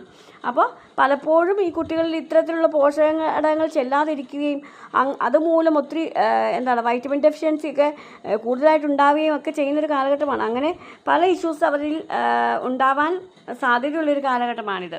വൈകാരിക തലങ്ങളിലും വലിയ മാറ്റങ്ങൾ വരുന്നതാണ്. അപ്പം മെൻ്റലി പല പ്രോബ്ലംസും അവർ അഭിമുഖീകരിക്കുന്ന ഒരു കാലഘട്ടമാണ് ഈ ഒരു കാലഘട്ടം എന്ന് പറയുന്നത്. മെൻ്റൽ ഹെൽത്ത് പ്രോബ്ലം, മാനസികമായിട്ടുള്ള ഹെൽത്ത് പ്രോബ്ലംസ് എന്ത് ചെയ്യും, ഇവർ വരുന്നു. അതായത് മാനസിക ആരോഗ്യ പ്രശ്നങ്ങൾ അവർ നേരിടേണ്ടി വരുന്നു. അമിതമായിട്ടുള്ള ഉത്കണ്ഠ, അതുപോലെ തന്നെ വല്ലാത്ത സ്ട്രെസ്സ്, അങ്ങനെയുള്ള പ്രശ്നങ്ങൾ അവരിൽ ഉണ്ടാവുന്നു. അതുവരെ അച്ഛനും അമ്മയും പറയുന്നത് കേട്ട് അനുസരിച്ച് നടന്ന കുട്ടി എന്ത് ചെയ്യുകയാണ്, അച്ഛനും അമ്മയും എന്തെങ്കിലും കാര്യത്തിൽ ചെറുതായിട്ടൊന്ന് വഴക്ക് പറഞ്ഞാൽ അത് പാരൻസിന് നേരെ പോലും എതിർത്ത് സംസാരിക്കുകയും ഷൗട്ട് ചെയ്യുകയും ഒക്കെ ചെയ്യുന്നൊരു അവസ്ഥ നമുക്ക് കാണാൻ പറ്റും. അവരുടെ ആ സ്ട്രെസ് കൊണ്ടാണ് അങ്ങനെ സംഭവിക്കുന്നത്. ആൻസൈറ്റി അവർക്കുണ്ടാകുന്നു, ഉത്കണ്ഠ ഉണ്ടാകുന്നു. പലപ്പോഴും ഇത്തരത്തിലുള്ള പ്രശ്നങ്ങൾ പിന്നെ എന്തിലേക്കാണ് കൊണ്ടെത്തിക്കുന്നത്, ഡിപ്രഷനിലേക്ക് വരെ കൊണ്ടെത്തിക്കും. അപ്പോൾ അതുകൊണ്ടാണ് നമ്മൾ പറയുന്നത് ഈ ഒരു കാലഘട്ടം എന്ന് പറയുന്നത് വളരെ സൂക്ഷിച്ച് തന്നെ കൈകാര്യം ചെയ്യേണ്ട ഒരു കാലഘട്ടമാണെന്ന്. അതുപോലെ തന്നെ ബോഡി ഇമേജ് ഇഷ്യൂസ്, അതായത് ചിലപ്പോൾ അമിതമായിട്ട് ഒരു വളർച്ച ശരീരത്തിലുണ്ടാകുമ്പോൾ ആ കുട്ടികൾ പലപ്പോഴും എന്ത് ചെയ്യണം, തന്നിലേക്ക് തന്നെ ഒതുങ്ങിക്കൂടുവാനും ഇൻട്രോവേർട്ടായി പോകാനും ഒക്കെ സാധ്യതയുണ്ട്. ചിലർക്ക് ഹൈറ്റ് കൂടുമ്പോൾ എന്ത് ചെയ്യണം, മറ്റുള്ളവരുടെ മുന്നിൽ ഭയങ്കര പൊക്കം എനിക്ക് കൂടുതലാണ്, വണ്ണം കൂടുതലാണ്, അങ്ങനെയുള്ള ചിന്താഗതി കൊണ്ട് കോൺഫിഡൻസ് കുറയുകയും അവൻ്റെ ക്യാരക്ടർ തന്നെ മാറിപ്പോകാനും ഒക്കെ കാരണമാകുന്നു. മനസ്സിലായോ? ഇനി ഇതിൻ്റെ റെമഡീസാണ് നമുക്ക് നോക്കാനുള്ളത്. അപ്പോൾ റെമഡീസ് എന്തൊക്കെയാണ്? ഇങ്ങനെയുള്ള പ്രശ്നങ്ങൾ വരുമ്പോൾ ഇവരെ നമ്മൾ ഒന്നുകൂടി വഴക്ക് പറയുകയോ അല്ലെങ്കിൽ അവരെ ഒന്നുകൂടി ഒറ്റപ്പെടുത്തുകയോ ചെയ്യാതെ നമ്മൾ എന്ത് ചെയ്യണം, വളരെ ശ്രദ്ധാപൂർവം വേണം ഹാൻഡിൽ ചെയ്യാൻ. അപ്പം ഹെൽത്ത് എഡ്യൂക്കേഷൻ നൽകുക എന്നുള്ളതാണ് ഏറ്റവും വലിയൊരു റെമഡി. അപ്പോൾ അവർക്ക് ഈ ഒരു കാലഘട്ടത്തിൽ ഇത്തരത്തിലുള്ള മാറ്റങ്ങൾ സംഭവിക്കും. അപ്പോൾ അതെങ്ങനെയാണ് കൈകാര്യം ചെയ്യേണ്ടത് എന്നൊക്കെയുള്ള രീതിയിലുള്ള ക്ലാസ്സുകളും മോട്ടിവേഷണൽ സ്പീച്ചുകളുമൊക്കെ എന്ത് ചെയ്യണം, അവർക്കായിട്ട് പ്രത്യേകിച്ച് കൊടുക്കുക എന്നുള്ളതാണ് ഏറ്റവും പ്രധാനപ്പെട്ട ഒരു വഴി എന്ന് പറയുന്നത്. ഈ കാലഘട്ടത്തിലുണ്ടാകുന്ന ശാരീരിക മാനസിക സമ്മർദ്ദങ്ങൾ മാനേജ് ചെയ്യുവാനും ഒക്കെ വേണ്ടിയിട്ട് പ്രധാനപ്പെട്ട ഒരു കാര്യമാണ് ഈ സ്പോർട്സ് ആൻഡ് എക്സസൈസിന് പ്രാധാന്യം കൊടുക്കുക എന്നുള്ളത്. കാരണം ഈ ഒരു കാലഘട്ടത്തിൽ അവരുടെ പേശികളൊക്കെ ബലപ്പെടുകയും പേശികളിലൊക്കെ മാറ്റങ്ങൾ സംഭവിക്കുകയും ഒക്കെ ചെയ്യുന്ന സമയമാണ്. അപ്പോൾ അവരുടെ ശരീരത്തിൻ്റെ മാറ്റത്തിനനുസരിച്ച് അവരുടെ ബോഡിയെ പ്രിപ്പയർ ആക്കുവാൻ വേണ്ടിയിട്ടുള്ള ഫിസിക്കൽ എക്സസൈസുകളൊക്കെ നിർദ്ദേശിക്കാം. അതുപോലെ തന്നെ മെഡിറ്റേഷൻസ്, യോഗ, അങ്ങനെയുള്ള കാര്യങ്ങളൊക്കെ ചെയ്യുന്നത് ഈ മെൻ്റൽ സ്ട്രെസ് കുറയ്ക്കാനൊക്കെ അവരെ സഹായിക്കും. അപ്പോൾ ഇങ്ങനെയുള്ള കാര്യങ്ങളിൽ അവരെ സപ്പോർട്ട് ചെയ്യുക, അവരുടെ ഫിസിക്കൽ ഗ്രോത്തിനെ, അവരുടെ ശരീരത്തിൻ്റെ മാറ്റങ്ങളെ അവർക്ക് അക്സെപ്റ്റ് ചെയ്യിപ്പിക്കുക എന്നുള്ള ഒരു രീതി ഇത്തരത്തിലുള്ള ആക്ടിവിറ്റീസിലൊക്കെ എൻഗേജ് ചെയ്യിപ്പിച്ചുകൊണ്ട് അവരുടെ കൂടുതൽ പ്രഷർ അല്ലെങ്കിൽ അവരുടെ സമ്മർദ്ദങ്ങൾ കുറയ്ക്കുവാനും മെൻ്റലി അവരെ റിലാക്സ് ആക്കുവാനൊക്കെ സഹായിക്കും. ഇനി അടുത്തതെന്ന് പറഞ്ഞാൽ ബാലൻസ്ഡ് ഡയറ്റാണ്. അതായത് പോഷകാഹാരങ്ങൾ ഈ ഒരു കാലഘട്ടത്തിൽ അവരുടെ ശരീരത്തിൽ ചെല്ലേണ്ട എല്ലാ പോഷകാഹാരങ്ങളും ഉൾപ്പെടുത്തിക്കൊണ്ടുള്ള ഡയറ്റ് പ്ലാൻ പ്രിപ്പയർ ചെയ്യുക എന്നുള്ളതാണ് മറ്റൊരു കാര്യം.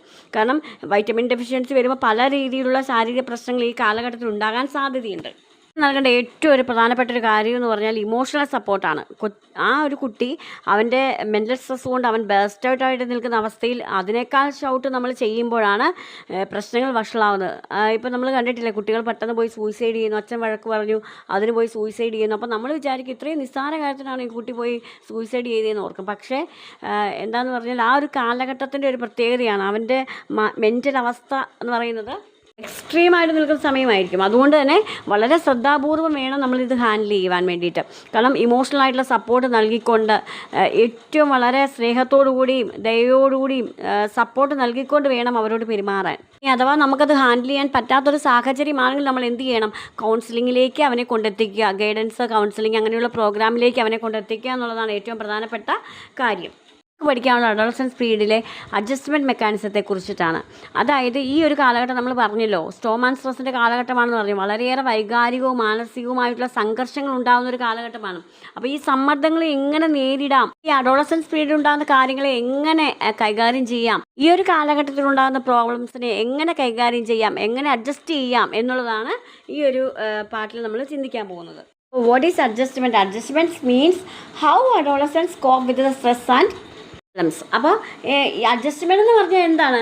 അതായത് എങ്ങനെയാണ് ഒരു അഡോളസെൻ്റ് അവൻ്റെ സ്ട്രെസ്സിനെയും പ്രോബ്ലത്തിനെയും കൈകാര്യം ചെയ്യുന്നത് എന്നതിനെയാണ്, നേരിടുന്നത് എങ്ങനെയാണ് എന്നതിനെയാണ് അഡ്ജസ്റ്റ്മെൻറ്റ് എന്ന് പറയുന്നത്.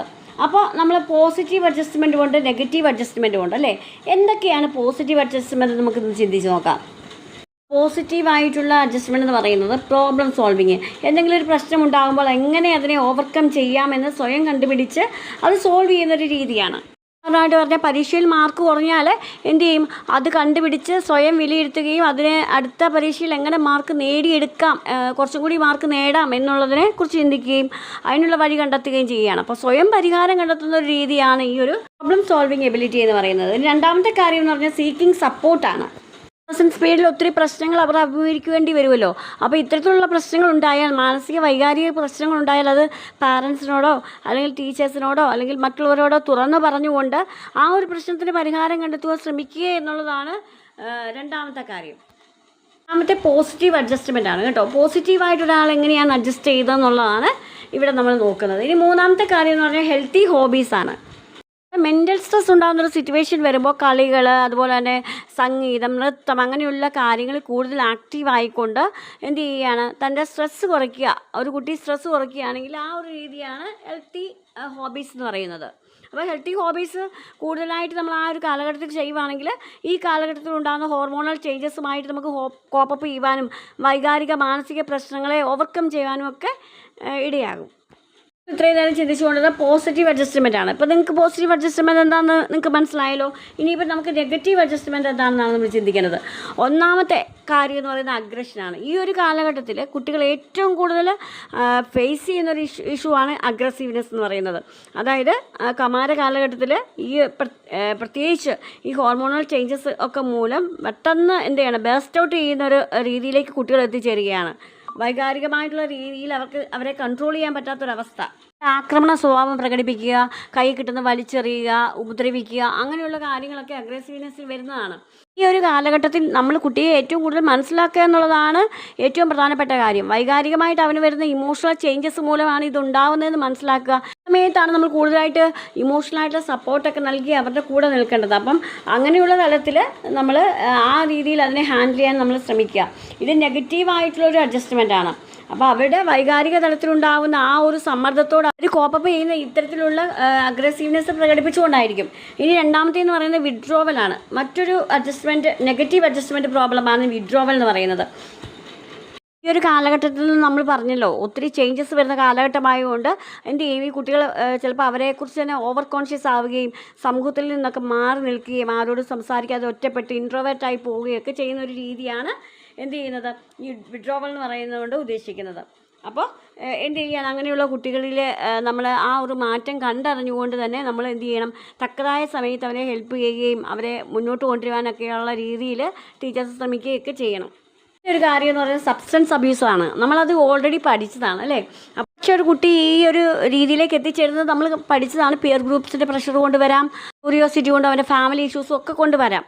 അപ്പോൾ ആ ഒരു സിറ്റുവേഷനെ ആ കുട്ടി നെഗറ്റീവായിട്ടുള്ള അഡ്ജസ്റ്റ്മെൻറ്റ് മെക്കാനിസത്തിൽ കോപ്പ് ചെയ്യുന്നത് ഈ ഒരു രീതിയിലായിരിക്കും. ഉള്ള കുട്ടികളെ കൗൺസിലിങ്ങിനൊക്കെ വിധേയമാക്കിക്കൊണ്ട് അവരുടെ പ്രോബ്ലം എന്താണെന്ന് മനസ്സിലാക്കി എന്ത് ചെയ്യണം? മുളയിലേ നുള്ളുന്നൊരു രീതി. അതായത് ആ പ്രോബ്ലം ആരംഭിക്കുമ്പോൾ തന്നെ അവനെ ആ ഒരു പ്രോബ്ലത്തെ ഇല്ലായ്മ ചെയ്തുകൊണ്ട് അവനെ പോസിറ്റീവായിട്ടുള്ള രീതിയിലേക്ക് കൊണ്ടുവരിക എന്നുള്ളത് ടീച്ചർ എന്ന നിലയിൽ നമ്മുടെ കടമയാണ്. ഇത്തരത്തിലുള്ള സിറ്റുവേഷനിൽ ഒരു ടീച്ചറിൻ്റെ റോൾ എന്താണെന്നാണ് നമ്മളിനി ചിന്തിക്കാൻ പോകുന്നത്. നമ്മൾ ഓൾറെഡി ഞാനിത് നെഗറ്റീവ് പോസിറ്റീവ് മെക്കാനിസം പറഞ്ഞപ്പോൾ തന്നെ ഞാൻ ഇതിൻ്റെ കൂടെ പറഞ്ഞു പോയതാണ്. എന്തായാലും ഒന്നുകൂടി ഞാൻ ആ പോയിൻറ്റ്സ് എടുത്ത് പറയുകയാണ്. ഒന്നാമത്തെ കാര്യം എന്ന് പറഞ്ഞാൽ പ്രൊവൈഡ് കൗൺസിലിങ്. ശരിയായിട്ടുള്ള കൗൺസിലിങ് നൽകിക്കൊണ്ട് ആ കുട്ടിയുടെ ആ പ്രോബ്ലത്തെ നമ്മൾ അപ്പം തന്നെ എന്ത് ചെയ്യുകയാണ്, ചികിത്സിച്ച് അവനെ ഭേദമാക്കുകയാണ് മെൻ്റലി. ഇപ്പം നമ്മൾ പനി വന്ന ഡോക്ടറെ കണ്ട് മരുന്ന് കഴിച്ചാൽ മാറും അല്ലേ. എന്നാൽ മാനസികമായിട്ടൊരു പ്രോബ്ലം വന്നു കഴിഞ്ഞാൽ ആ പ്രോബ്ലം എന്താണ്, അതിൻ്റെ റൂട്ട് കോസ് എന്താണെന്ന് മനസ്സിലാക്കിക്കൊണ്ട് അതിനെ ട്രീറ്റ് ചെയ്യണം. ഫോർ എക്സാമ്പിൾ പറഞ്ഞാൽ നമുക്ക് ഒരു വിഡ്രോവൽ സിംറ്റംസ് കാണിക്കുന്ന ഒരു കുട്ടീനെ നമ്മൾ എന്ത് ചെയ്യണം, അവൻ്റെ പ്രോബ്ലം, അവന് ഇൻഫീരിയോറിറ്റി കോംപ്ലക്സ് കാരണം അവന് ഒന്നിനും കൊള്ളാത്തവനാണ്, അല്ലെങ്കിൽ അവന് ചില ഡിഫക്റ്റുകളുണ്ട് എന്നൊക്കെ സ്വയം തോന്നുന്നതുകൊണ്ടായിരിക്കും അവർ പക്ഷേ അവൻ ആ രീതിയിലുള്ള വിഡ്രോവൽ സിംറ്റംസ് കാണിക്കുന്നത്. അപ്പോൾ എന്ത് ചെയ്യണം, അവനിലുള്ള കോൺഫിഡൻസ് വർദ്ധിപ്പിക്കുക എന്നുള്ളതാണ് നമുക്കവിടെ ചെയ്യേണ്ടത്. അപ്പോൾ ഒരു കൗൺസിലിംഗ് ചെയ്താൽ മാത്രമേ ഏത് രീതിയിലാണ് നമ്മളതിനെ ട്രീറ്റ് ചെയ്യേണ്ടത് നമുക്ക് മനസ്സിലാക്കാൻ പറ്റുള്ളൂ. പോയിന്റ് എന്ന് പറഞ്ഞാൽ എൻകറേജ് കമ്മ്യൂണിക്കേഷൻ എൻകറേജ് ചെയ്യുക എന്നുള്ളതാണ്. അത്രയും നാളും ഒരു സന്തോഷവതിയായിട്ടിരുന്നൊരു കുട്ടി പെട്ടെന്ന് ഗ്ലൂമി ആയി പോവുകയാണ്. അപ്പോൾ എന്ത് ചെയ്യാണ്, ടീച്ചറോട് ഡിസ്കാർഡ് ചെയ്യാതെ ടീച്ചർ എന്ത് ചെയ്യാണ്, എന്താണ് ഇതിൻ്റെ പ്രശ്നമെന്ന് ചോദിച്ച് മനസ്സിലാക്കി എന്ത് ചെയ്യുകയാണ്, ആ കുട്ടീനെ പ്രോബ്ലം കണ്ടുപിടിച്ചുകൊണ്ട് അതിനെ സോൾവ് ചെയ്യാൻ ശ്രമിക്കുക. അതുപോലെ തന്നെ ഫിസിക്കൽ അബ്യൂസിന് വിധേയമായിട്ടുള്ള കുട്ടിയോ ഇമോഷണലായിട്ട് എന്തെങ്കിലും ഒരു ഷോക്ക്ഡ് ആയിട്ടുള്ള സിറ്റുവേഷനിലൂടെ കടന്നുപോയ കുട്ടിയോ ഇതുപോലെ പെട്ടെന്ന് ചേഞ്ചസ് ഒക്കെ ഉണ്ടാകാൻ സാധ്യതയുണ്ട്. അപ്പോൾ ഇങ്ങനെയുള്ള സമയത്ത് ഒരു ടീച്ചറാണ് വളരെ ശ്രദ്ധാപൂർവ്വം അത് ഹാൻഡിൽ ചെയ്യുകയും ആ കുട്ടീനെ ജീവിതത്തിലേക്ക് തിരിച്ചു കൊണ്ടുവരികയൊക്കെ ചെയ്യേണ്ടത്. അപ്പോൾ അതുകൊണ്ട് തന്നെ നമ്മൾ വളരെയേറെ ഒരു ടീച്ചർ എന്ന നിലയിൽ നമുക്ക് വലിയൊരു പങ്ക് തന്നെ അവിടെ അതിൻ്റെ അകത്തുണ്ട്. അപ്പോൾ തുറന്നു പറയാൻ പ്രേരിപ്പിക്കുക കുട്ടീനെ. എന്ത് കാര്യമാണെങ്കിലും മറ്റുള്ളവരോട് കമ്മ്യൂണിക്കേറ്റ് ചെയ്യാൻ വേണ്ടിയിട്ട് പ്രേരിപ്പിക്കുക എന്നുള്ളതാണ് ഇവിടുത്തെ ഏറ്റവും പ്രധാനപ്പെട്ട മറ്റൊരു കാര്യം എന്ന് പറഞ്ഞാൽ ടീച്ച് ഇമോഷണൽ റിലേഷൻസ്. അപ്പോൾ കോപം, വിഷമം അങ്ങനെയുള്ള കാര്യങ്ങൾ എങ്ങനെ നിയന്ത്രിക്കാം എന്നുള്ളത് പഠിപ്പിച്ചു കൊടുക്കുക എന്നുള്ളതാണ്. അതായത് അങ്ങനെയുള്ള വലിയ സിറ്റുവേഷൻസൊക്കെ വന്നു കഴിഞ്ഞാൽ സെൽഫ് റിലാക്സേഷനിലൂടെയും സെൽഫ് കൺട്രോളിലൂടെയും ഒക്കെ എങ്ങനെ അത് ഓവർകം ചെയ്യാം. ഇങ്ങനെയുള്ള സിറ്റുവേഷൻസിനെ ഹാൻഡിൽ ചെയ്യാൻ വേണ്ടിയിട്ട് ഡീപ്പ് ബ്രീത്തിങ്ങും അതുപോലെ തന്നെ റിലാക്സേഷൻ ടെക്നിക്സും ഒക്കെ കുട്ടികൾക്ക് പഠിപ്പിച്ചു കൊടുക്കുക. അതൊക്കെ വലിയൊരു പ്രധാനപ്പെട്ട കാര്യം തന്നെയാണ്. ഓക്കെ, അപ്പോൾ ഇത്രയും നിങ്ങൾക്ക് മനസ്സിലായെന്ന് വിചാരിക്കുന്നു. ഓരോ കാര്യവും ഞാൻ പ്രധാനപ്പെട്ട പോയിൻറ്റ്സ് എടുത്ത് പറഞ്ഞ് സിമ്പിളായിട്ട് തന്നെ ഈസി വേയിൽ തന്നെ ഞാൻ എക്സ്പ്ലെയിൻ ചെയ്തിട്ടുണ്ട്. അപ്പം ഈ ഒരു പാർട്ട് നിങ്ങൾക്ക് മനസ്സിലായെങ്കിൽ നിങ്ങളുടെ അഭിപ്രായങ്ങൾ കമൻസായിട്ട് രേഖപ്പെടുത്തണം. നിങ്ങൾക്ക് ഇഷ്ടപ്പെട്ടെങ്കിൽ ലൈക്കും ഷെയറും സബ്സ്ക്രൈബും ഒക്കെ ചെയ്യണം കേട്ടോ. അപ്പോൾ എല്ലാവരും നന്നായിട്ട് എക്സാമിന് പഠിക്കുക. ഈ അഡോളസൻസിൻ്റെ പാർട്ട് കഴിഞ്ഞാൽ ഞാൻ എൻ്റെ ബേസിലൊരു മോക്ക് ടെസ്റ്റ് ഞാൻ ചെയ്യുന്നതായിരിക്കും. അതുകൊണ്ട് നിങ്ങളെല്ലാവരും ഈ ഒരു പോയിൻറ്റ്സ് നിങ്ങൾ പഠിച്ച് നിങ്ങൾ വളരെ തറവായിട്ട് തന്നെ വെക്കണം. ഒരു പാർട്ടിനെ ബേസ് ചെയ്ത് എങ്ങനെയാണ് ക്വസ്റ്റ്യൻസ് വരാൻ സാധ്യത, ആ ക്വസ്റ്റ്യൻ പാറ്റേൺ എങ്ങനെയാണ് നമുക്ക് നോക്കാം. ഒന്നാമതായിട്ട് ഏത് ക്വസ്റ്റ്യൻ പാറ്റേൺ വരാൻ സാധ്യത, ഒന്ന് കോൺസെപ്റ്റ് ഐഡൻറ്റിഫിക്കേഷനാണ്. ഇങ്ങനെ ഒരു സ്റ്റേറ്റ്മെൻറ്റ് തന്നുകൊണ്ടായിരിക്കും ചിലപ്പോൾ ഓപ്ഷൻസ് തരിക.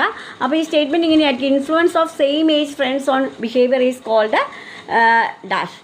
അപ്പോൾ അതിൻ്റെ ഓപ്ഷൻ തരികയാണ്. അപ്പോൾ ആ ഓപ്ഷനിൽ പിയർ ഗ്രൂപ്പ് പ്രഷറാണ്. നമ്മളിത് പഠിച്ചില്ലേ, പിയർ ഗ്രൂപ്പ് പ്രഷർ പഠിച്ചപ്പോഴത്തേക്കും വരാൻ സാധ്യതയുള്ളൊരു പാറ്റേൺ എന്ന് പറയുന്നത് മാച്ചിങ് ക്വസ്റ്റ്യൻ ആണ്. കൊടുത്തിരിക്കുന്നുണ്ടോ പ്രോബ്ലംസും മീനിങ്ങും ഇതിന് രണ്ട് വശത്തായിട്ട് കൊടുത്തിരിക്കുകയാണ്. കോളം എയിൽ പറഞ്ഞിരിക്കുന്ന പ്രോബ്ലത്തിന് മാച്ചിങ് ആയിട്ടുള്ള മീനിങ് ബിയിൽ നിന്ന് തിരഞ്ഞെടുക്കണം. അപ്പോൾ ഐഡൻറ്റിറ്റി ക്രൈസിസിന് ചേരുന്നത് ഏതായിരിക്കും? കൺഫ്യൂഷൻ അബൌട്ട് സെൽഫാണ്. ഞാനിപ്പം കറക്റ്റായിട്ടുള്ള ഉത്തരവാണ് നേരെ കൊടുത്തിരിക്കുന്നത് കേട്ടോ. അപ്പോൾ നിങ്ങൾ ഓർത്ത് വയ്ക്കുക. പിയർ ഗ്രൂപ്പ് പ്രഷർ എന്ന് പറയുമ്പം ഇൻഫ്ലുവൻസ് ഓഫ് ഫ്രണ്ട്സ്, അത് ഓർത്ത് വയ്ക്കുക. അണ്ടർ അച്ചീവ്മെൻറ്റ് എന്ന് പറയുമ്പോൾ അത് മിക്കവാറും ചോദിക്കാൻ സാധ്യതയുള്ള ഒരു ക്വസ്റ്റ്യനാണ്. പെർഫോമൻസ് ബിലോ എബിലിറ്റി, അതാണ് അണ്ടർ അച്ചീവ്മെൻറ്റ് എന്ന് പറയുന്നത്. അപ്പോൾ ഈ തരത്തിലുള്ള ക്വസ്റ്റ്യൻസ് വരാൻ സാധ്യതയുണ്ട്. വരാൻ സാധ്യതയുള്ള ടൈപ്പ് ക്വസ്റ്റ്യൻ എന്ന് പറയുന്നത് സിനാരിയോ ബേസ്ഡ് ക്വസ്റ്റ്യൻ ആണ്. Example: a student with high ability gets low mark due to lack of motivation എന്ന് പറയുന്നത് എന്താണ്? അപ്പം അതിൻ്റെ ഉത്തരം ഏതാണ്? നമ്മൾ പഠിച്ച വെച്ച് അണ്ടർ അച്ചീവ്മെൻ്റ് ആണ്. മനസ്സിലായി? ഇത്തരത്തിലുള്ള സിനാരിയോ ബേസ് ചെയ്തിട്ടുള്ള ക്വസ്റ്റ്യൻസ് വരാം. ഇതൊക്കെ ഓർത്തിരിക്കാൻ വേണ്ടിയിട്ട് ഒരു മെമ്മറി ട്രിക്ക് ഞാനിവിടെ പറഞ്ഞുതരാൻ പോവാണ്. ഐ അപ്ഷാദ്, ഈ ഒരു മെമ്മറി ട്രിക്ക് ഓർത്ത് വെക്കുക.